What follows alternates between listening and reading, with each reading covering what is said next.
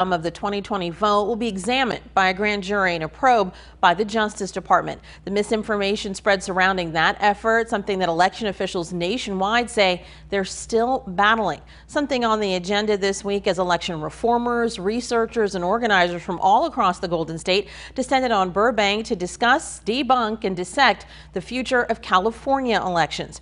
President of the California Voter Foundation, Kim Alexander, with me now live to share where the state is headed. Good morning to you. Good morning, Sinceri. Kim, we've talked about disinformation, misinformation a lot. How is what got started in 2020 by the Trump administration's insistence that there was fraud, that the vote wasn't right, still affecting what election officials are up against today? Well, unfortunately, there are, small but vocal number of people who continue to believe the so-called big lie that the election was not conducted fairly, even though there's been plenty of evidence to show that it was a fair election and that President Biden did win it legitimately. But we still have a number of politicians and former President Trump himself continuing to insist otherwise. And unfortunately, a number of people continue to believe that. And in addition, there are also people who may not, completely swallow the big lie, but who have heard enough about it that they're now having their own doubts. And so we really need to focus on shoring up those voters and making sure that they have confidence in the voting process, because we have a very secure and reliable voting process here in California. And I think that voters should have peace of mind to know that our election officials and our election laws are strong. State legislative efforts to protect election officials and their addresses and the maintenance of their privacy issues, that's advancing at the Capitol.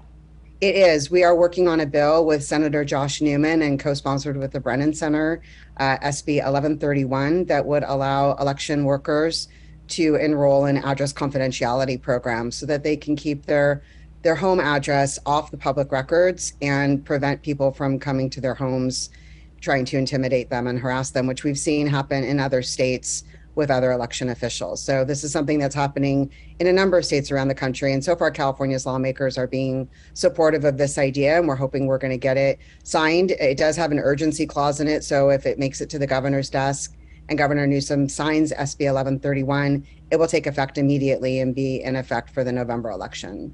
Alrighty, this year's theme for the Future of California Elections Conference, which happened on Monday, was Democracy for All. What's next for building equity in California's elections? Folks everywhere would probably say California has some of the most equitable elections in the country already. So what does that really mean on the election front, and what was strategized this week in terms of how to increase it? Well, we do have very good laws in California that protect voting rights, and we don't put up the kind of barriers to voting that we see in some other states that make it difficult for some people to vote. But we also don't always make it that easy for people to vote either. And we've now shifted to all vote by mail. Everybody gets a ballot in the mail, but not everybody wants to vote by mail. Not everybody's comfortable voting by mail. And so we have to make sure that the people who are not as familiar with using a mail ballot are still engaged and invited to participate. So, this is like, you have to think about the fact that we are a state of 25 million eligible voters, and vote by mail works great for people who never move. But if you do move around, then it doesn't work so great. And so we have to keep in mind that we need to have those vote centers and those same day voter registration and voting opportunities that we have, and make sure that voters know about that. And we organized a panel at the conference on how to engage housing insecure Californians in the voting process. And there are a lot of people who are housing insecure, not just people who are homeless, but students and people who are recently incarcerated. And so we need to make sure that those folks feel that they are able to vote. And it takes extra effort. We heard about some of the great collaboration that goes on between LA County and some of the community services agencies that help housing insecure Angelenos. Alrighty, and we just have a few seconds left, but we also just have a few days left to this month, which means our next big election is just 3 months away. What are your concerns going into the November 22 election, and what can we do now to address them?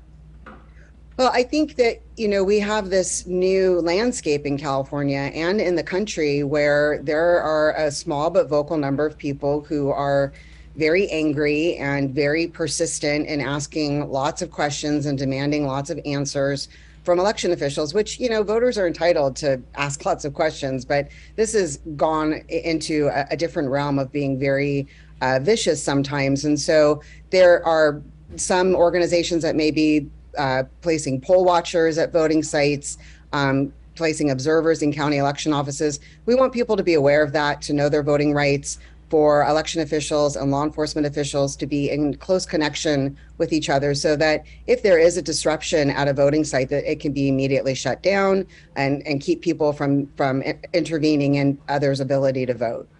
Alrighty, thank you so much. We know we'll be checking back in with you as we get closer and closer to the midterm elections. Thank you so much. Thank you, Sincere. I really appreciate it.